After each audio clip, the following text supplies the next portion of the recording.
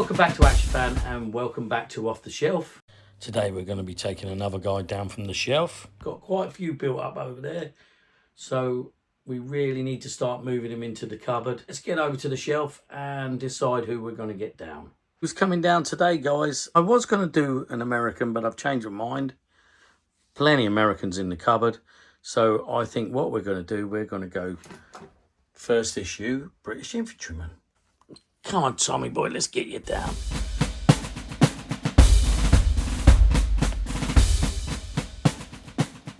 There he is on the table. I brought down what I believe is the second edition.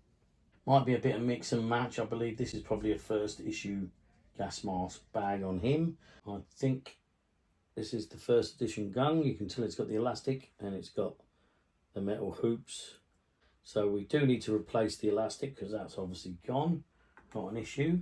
We have actually got the magazine in this one, so that's great. He hasn't. Right, okay, so thicker uniform, like popper missing there. Quite a bit of discoloration, like most of them. He's more brown than green nowadays. Original Action Man with the hard hands. These might be reproduction.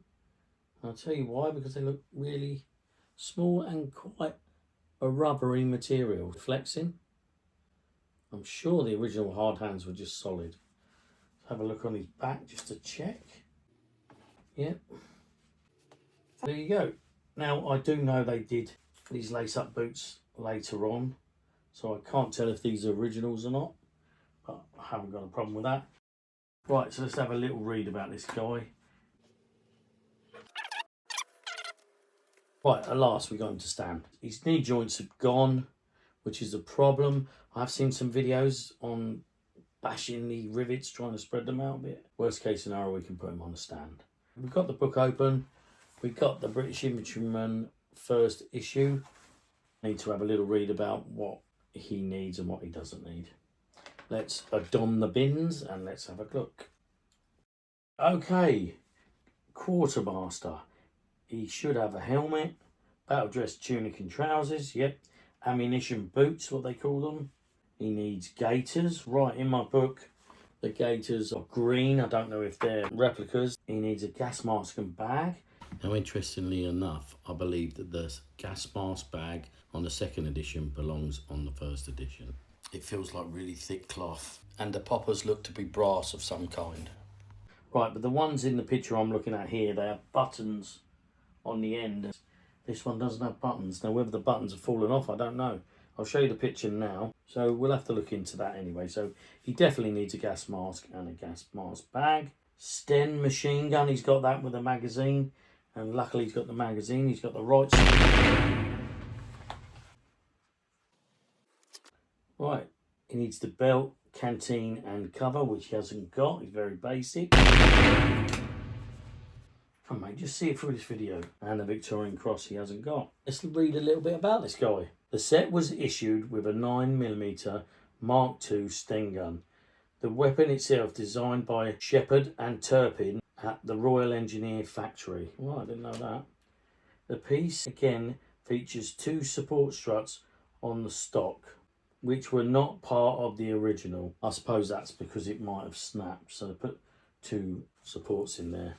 The separate 32 round magazine fitted into the socket on the left side of the gun's body, and it had a 4-cord elastic strap which was fitted to the gun via the brass rings. A later edition was the plastic strap with the moulded nipples, for want of a better word.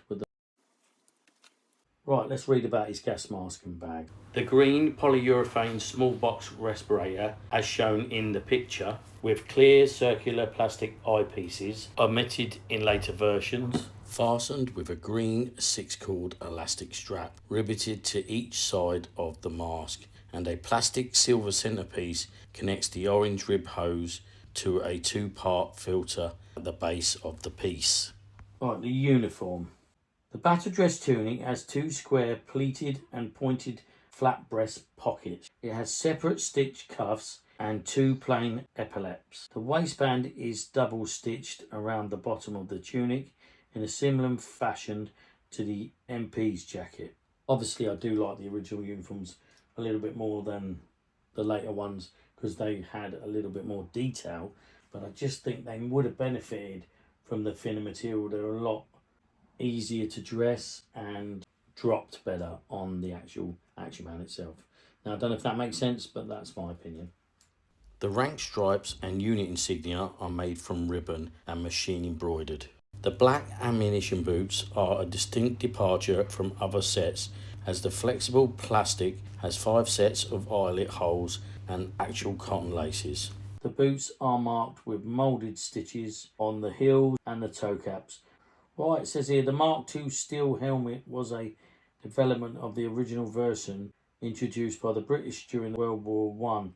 Also included in the set are green 22 cord elastic gaiters and a water bottle. The water bottle cover has an inner square pocket and a cross and loop set of straps with a popper fastener, which fits around a standard combat pistol belt. Let's move on to Action Man HQ.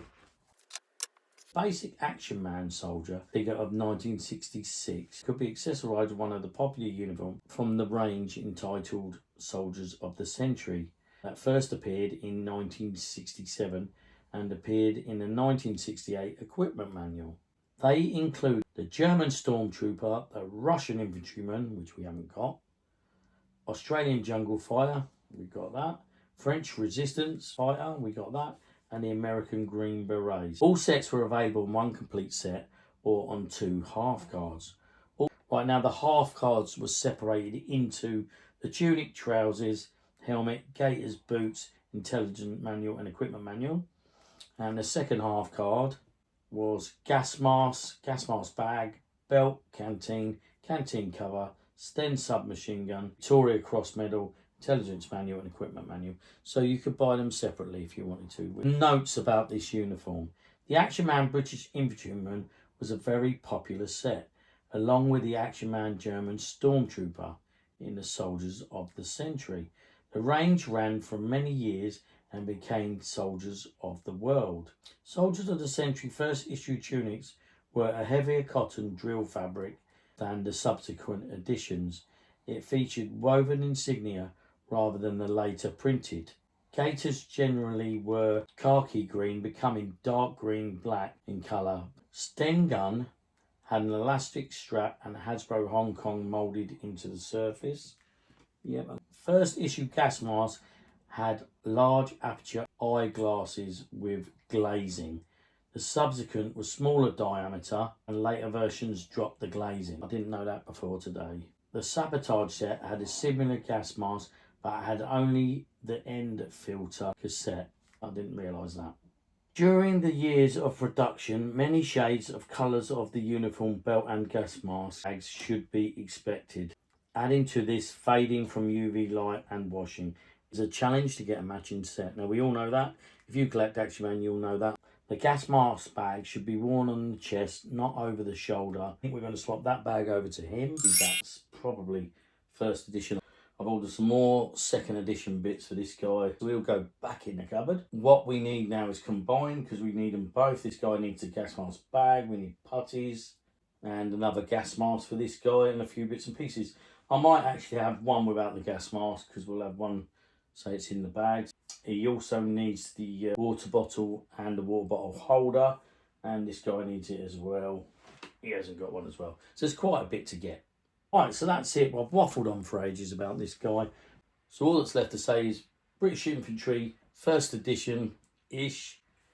Get in the cupboard. Right, we're over here at cupboard number 1. We've got both of our British Infantrymen here. We know they're not finished and they're going to go in the cupboard. We're going to update them at a later date in one of our Update from the Cupboard episodes. Right, I'll put these guys in the cupboard. As if like magic, they're in the cupboard. I'm going to have to spend a bit of time hunting for all the bits that we need, and like always, first try might not get exactly the bit I need and the quality, but then we go back, we revisit and we see if we can find a better version. Thank you so much for watching Action Fan. We're up to 800 and something subscribers. There's still a lot of you watching and not subscribing. Please consider subscribing, because if we get to 1,000 then we can go places. Thanks for watching, and I'll see you in the next exciting episode. Your troubles in your old kit bag and smile, smile, smile, while you've a Lucifer